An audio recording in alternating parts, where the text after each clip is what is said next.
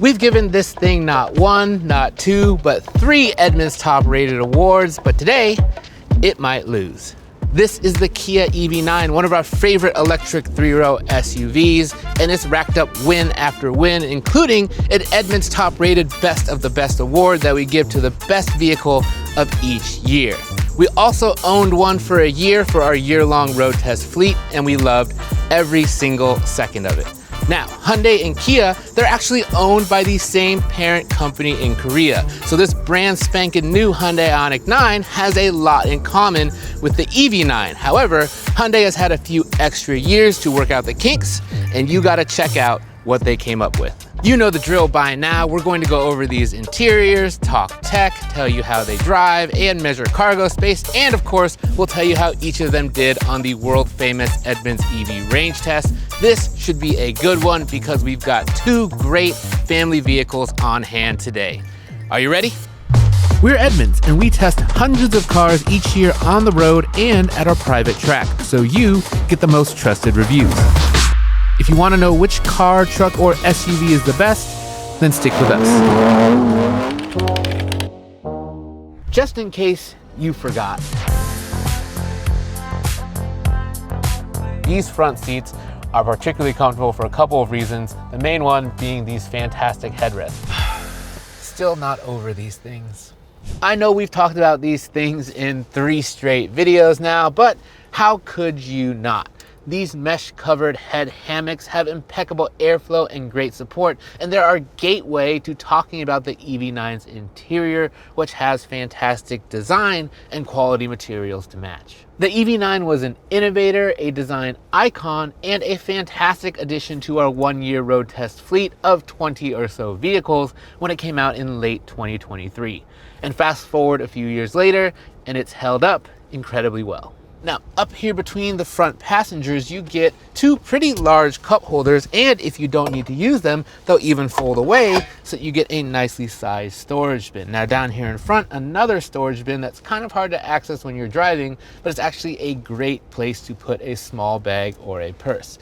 The center console is pretty small, but that is for a good reason, and we'll show you why in a second. It looks good in here too. This is Kia's most expensive product, and they've pulled out all the tricks. This is the best that they've done when it comes to design. All the touch points feel great. This is a high quality interior, something that you might not expect from Kia. Matching the number of awards this thing has received, you're also getting 1, 2, 3 screens up front, and we really like 2 of them. The digital instrument cluster is great, just customizable enough. And this other screen, high resolution, easy to reach, and you're getting wireless Android Auto and Apple CarPlay, of course. It's this 3rd screen that is the issue. This houses many of the climate controls, and there's nothing inherently wrong with it itself. The problem is that it's blocked out by the steering wheel, so if you're driving, you can't actually see most of it, and to use it, you kind of gotta lean over here to get a good look at it. Kia struck a great balance between physical and touch controls on this interior. Right below the screen here, you actually get some very helpful controls like a home button or a media button, because getting out of Android Auto or Apple CarPlay can often be annoying. Instead, you just hit this button here, and even though it's touch sensitive, you can actually hear and feel when you touch it, so we don't hate it that much. Now, a lot of the things that you're not going to use very often, like the driver assistance settings, for example, they're about a menu deep. But all the stuff that you're going to use a lot, you get a physical control for, including one of my favorite features, a surround view camera button, so you can turn that on whenever you need it. Now, instead of a volume knob, you are getting a volume kind of roller thingy, which we don't love. And the only reason we're bringing that up is because on an interior this good, we're gonna have to nitpick to find things that we don't love. This is good, but not great, like the rest of these controls are. And the buttons on the steering wheel, they're great as well. They're not too small, so they're actually pretty easy to hit. The only thing that we'd wish for is this customizable button if you had a few more options for it. None of the ones in there we really like. Beyond the headrest, the seats themselves are also mega comfortable. Plenty of adjustments so you can find a great seating position with strong heating and ventilation too. And they even have a relaxation mode, so you can kick back and put your feet up, whether you're waiting for a charge or soccer practice to end. And by the way, you can do that in the 2nd row as well. Oh, and while I'm relaxing, I love to find out what car prices are at local dealers near me, or check out what my current set of wheels is worth, and you can do all of that at our site. That's right, you're also getting those fancy relaxation seats here in the second row, and they also come with power adjustments. And if you go above anything but the base trim, you're also getting seat heating and ventilation in these captain's chairs.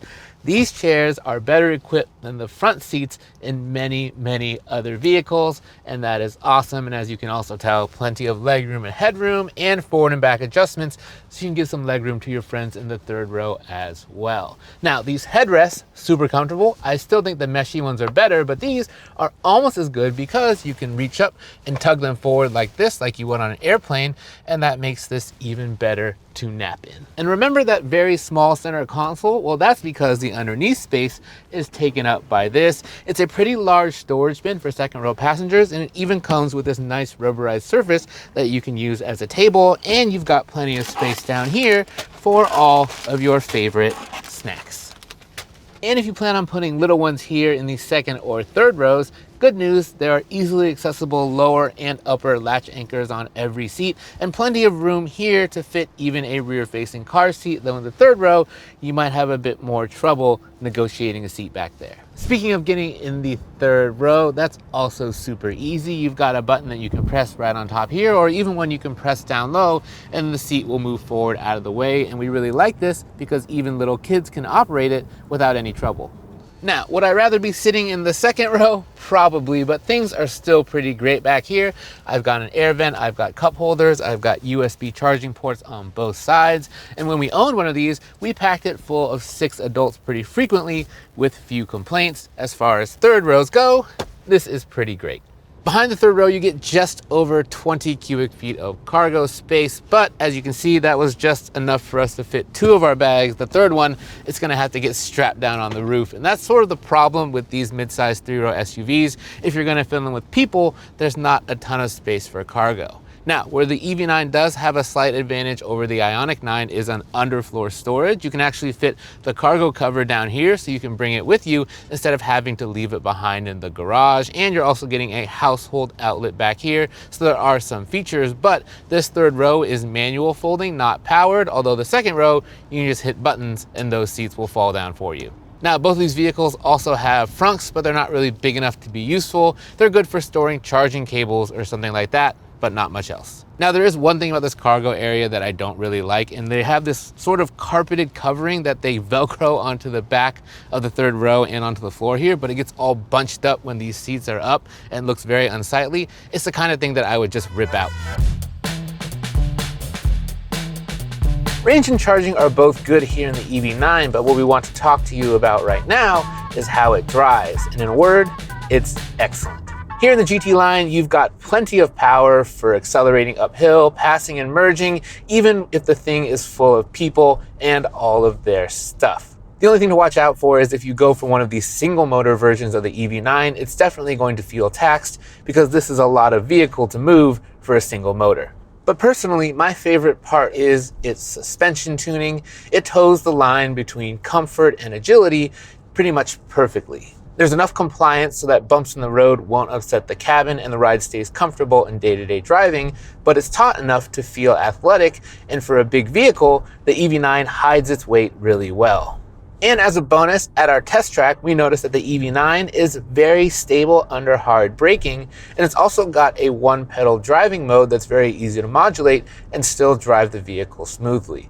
I also personally like that you can go between the different regen settings with the paddles here on the wheel, and you don't have to dig into any of the menus. One thing about the EV9 that doesn't get enough attention is that it has excellent visibility. You've got these giant windows all around you, so it's easy to see out of in every direction. And then backing that up, you're also getting a great surround view camera system and a blind spot monitor system here in the cluster. So if I activate the turn signal, it shows a live view of the blind spot right here where I can see it. Now, the EV9 isn't going to offer a hands-free highway driving mode like you're going to get in some vehicles from Ford and GM, but what's here is pretty great. The system can do automatic lane changes for you, and on the highway, it tracks super straight. In the lane keep, no complaints about that either. So to wrap things up, the interior is comfortable and really well appointed. It's great to drive. We like the tech. There's plenty of cargo area, blah, blah, blah, blah, blah. This thing is awesome. Now, let's see what the Hyundai has up its sleeve. Now remember, these two vehicles are very similar when it comes to features. The things you're gonna find here in the Ioniq 9, you can for the most part also find in the EV9. What we're going to focus on then is the differences between these two cabins that might actually help you make a choice between the two vehicles. Now, the first big difference you're going to notice is design. Hyundai has a different kind of aesthetic. They're a little bit allergic to straight lines. So if you look here on the doors, there's just a lot of ovals and a lot of gentle curves. I like it. It actually gives the cabin some character, but again, styling is more of a personal thing. What is a little bit weird is they have this kind of plastic trim piece right here that's, I think, meant to kind of look like granite, but instead it just ends up kind of looking a little bit weird. I like that felt trim piece in the EV9 just a touch more.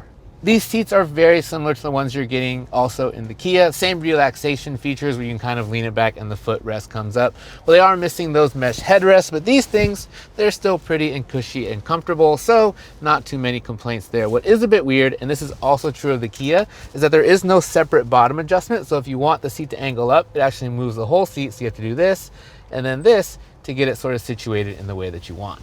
Materials here in the Ioniq 9 are, for the most part, fantastic. Now, both the Kia and the Hyundai, they do engage some cost cutting, but they both do a great job of hiding it. Everything that you're going to touch regularly feels good.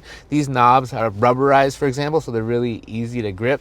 And where there is plastic, it's kind of tucked away in ways that you wouldn't notice. But here in the Ioniq 9, there's one thing I really don't like, and it's this spot right here below the screen. Now, when everyone uses a touchscreen, you'll naturally put your hand here before, just to stabilize yourself before you swipe through things. In this spot, because it's a lighter kind of silvery plastic, it picks up not fingerprints per se, but kind of like oils from your skin. And this part is actually becoming stained. I tried to clean this and it wouldn't come off. This vehicle only has about 3,000 miles on it. So if you have one for the long haul, that's something you're gonna wanna watch out for. Now, these two take very different approaches when it comes to small item storage, and I think I like what they do in the Hyundai just a bit more. Here in front of the passenger, you're getting a convenient shelf, and down here, instead of a large bin in front of the console, you're getting two smaller bins that are still great for small items. But having this thing be movable gives it a lot more flexibility, not just for passengers up front, but also in the second row. And that's because this thing can be opened and accessed from the front and from the back as well. Now, these cup holders, you don't get that nice storage bin in the Kia that you could stow away, but they're still plenty big. And as you can see, they fit our big cup and our water bottle just fine. Now, for being honest, the bin in the EV9, prohibitively small, but in here, it's really big, and you can even take out this divider and reach all the way down in there and fit pretty much anything. Now, if you look at these screens, it's going to look very familiar to what we saw in the Kia, and that's a good thing because we like this system. Simple, easy to use, only 2 screens up here instead of 3 though, because the climate controls live down here where they are a bit easier to see and use. Where these two are a bit different is when it comes to charging. Here in the Ioniq 9, you're getting an extra USB-C port, but what's even cooler is that these things put out a ton of power, 100 watts, and for some reference, that's enough to charge a MacBook Pro. Now, that 100 watts is shared throughout the cabin, but if you're charging a laptop, you're probably not charging too many other things, so no worries there. And of course, a wireless charging pad right here. I do like the position of the pad a bit more in the EV9 because it's a bit covered. When you have your phone sitting flat like this, if the sun catches it, it's going to bounce up into your eyes, or it's going to make your phone really hot. So having this a bit exposed is not ideal. Because of the Ioniq 9's design, some of the buttons that were here on the EV9 have moved to here, including the surround view camera button, which we really like, but I actually like this because they're even easier to reach.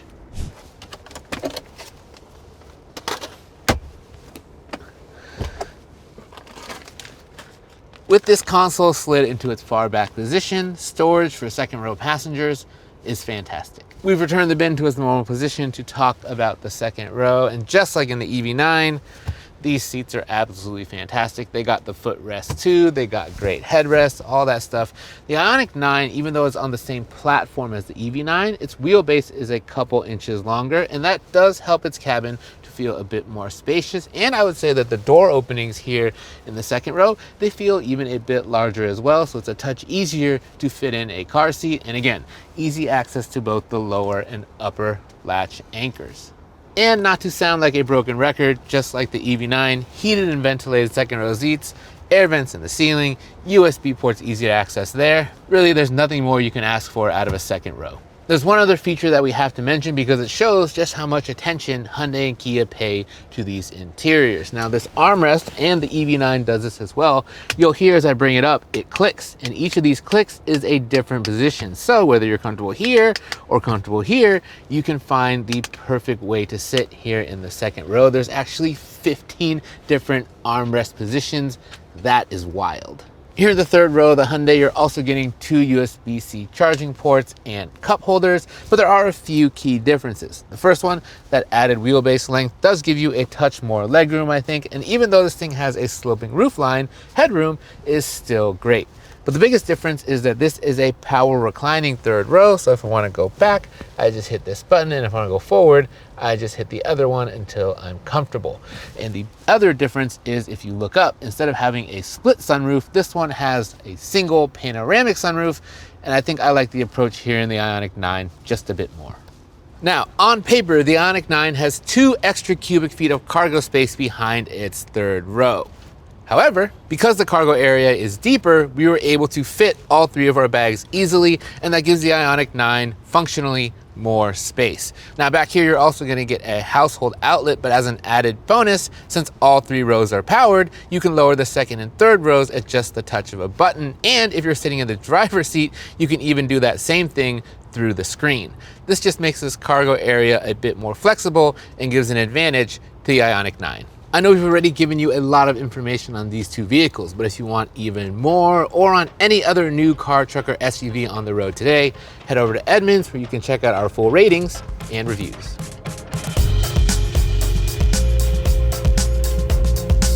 One member of our test team took the Ioniq 9 home for a few nights, and he summarized it perfectly in his notes, saying that the Ioniq 9 prioritizes comfort while remembering that the road isn't always straight. It's true, this thing rides beautifully. It soaks up bumps big and small without any problem, and the cabin always stays very tranquil because this thing also does an excellent job with wind and road noise as well. Now, this is going to sound nitpicky, and that's because it is, and that's what we're going to have to do to find a difference between these 2 vehicles because they're so close. But for me, the Ioniq 9 suspension, it's just a touch too floaty. There's a bit too much body roll, and it kind of bounces down the road ever so slightly. I prefer the setup in the EV9 because it feels more athletic and just more settled in. Just like in the EV9 though, this thing is super easy to see out of, and it's got all of the same great camera systems, including a rear view camera mirror. The motors are powerful and smooth. This thing actually makes about 40 horsepower more than the EV9, but because it weighs 200 pounds more, its 0 to 60 time is a tenth slower. But that being said, plenty quick in all circumstances. You're not going to be left wanting for power in either of these vehicles. The braking is also quite smooth, whether you're using the regen or the physical brakes. These things aren't like those Tesla Ubers that you've taken that make you car sick. They are much, much smoother than that, thankfully. There is one thing about the Ioniq 9's braking, however, that I don't like, and it happens when you're using the 1-pedal drive mode. If you come up to a stop sign or a stop light on any bit of an incline, as the car comes to a stop, it actually rocks back like it's going to start rolling backwards until the brakes grab you. Now, I drove this thing for about a week or so, and unfortunately, I never really got used to it because feeling like the vehicle is going to go backwards on you unexpectedly, it never feels good. Now, the Ioniq 9 has the exact same driver aids and technology you're going to find in the EV9, but in our testing, we noted that they don't work quite as well. The lane centering is a bit busier, and the adaptive cruise control, it brakes a bit later, which can add some anxiety. But the biggest problem that I have with the Ioniq 9 safety systems is where they put the driver attention monitor. They made the same mistake that Toyota does in some of its vehicles. They put it right here on top of the steering column. So if you're like me and you sometimes like to drive with your hand atop the wheel, it's going to block that sensor completely, and then the system is going to complain that it can't see your face. It is thankfully easier to shut off here in the Hyundai than it is in the Toyotas, but still, this should probably live somewhere else. So does the Ioniq 9 improve on the EV9's formula? In some ways, it certainly does. You get a bit more cargo room and the cabin is a bit bigger, so this will be better for families, especially those that are going to use the third row often. But it's a very, very tight gap between these two, and it might just come down to what we see in the value and range sections. And now it's time to share with you the results that both of these vehicles achieved on the Edmunds EV range and charging tests. We've tested over 100 EVs now on our loop, and we do them all the same way so you can trust our results. Now, even though these two have the exact same platform, they actually have different batteries. The Hyundai's battery is about 10% larger when it comes to capacity, and as you might expect, it also has just over 10% more range. Now, if you want absolute maximum range, both of these vehicles are offered in single motor versions that will get you an extra 30 miles or so, but you're gonna give up a lot when it comes to performance. Both of these all-wheel drive models in the 300-mile club. Good results there for both. Now, when it comes to charging, these are two of the fastest charging EVs on sale today. The Hyundai, it charges just a little bit quicker, but with both of them, you won't be stuck at a fast charger for a long time. They really put juice back into that battery quickly. And as of 2026 on the EV9, you're gonna get an NACS charge port on both of these vehicles, and that will give you access to many of Tesla's supercharging stations. And in case you're wondering what it's like to charge a non-Tesla EV at one of those, we've got a video for that too. The feature that I like that both of these vehicles offer though, whether you're charging at a supercharger or another third-party fast charger, you can actually pay for it right through the touchscreen, and that gives you greater convenience no matter which SUV you choose. Before we get into value and share our winner, we would just ask you to please toss us a like and subscribe if you've been enjoying our videos. And if you have any questions about these two vehicles or an opinion about which two we should compare next, let us know in the comments below, because for better or worse, we read them all. Now, when it comes to value, there is not a lot separating these two vehicles. They both come with the same gigantic warranties, and if you look at the price tags, there's only a $400 difference between the EV9 and the Ioniq 9 that we have here today. And as we showed, they have roughly the same feature sets. Now, the Ioniq 9 does have a few added convenience features like that power folding third row and the bigger sunroof, and it's got a bit more range, so its value score is just a smidge higher. But I think that the bigger thing that we need to address with these two vehicles is simply how much they cost compared to the rest of the market. It might have seemed crazy back in 2010 to spend in the mid to high 70,000s on any Kia or Hyundai, but times have changed, and both of these vehicles have interiors that I think we would call near luxury grade. They both feel worth their price tags from the inside, they both look it from the outside, and compared to the rest of the electric three-row vehicles out there, they seem pretty fairly priced to me. We rate everything about these vehicles on a 10-point scale. A 10 is perfect, a 5 is about average, and a 1, well, that's problematically bad.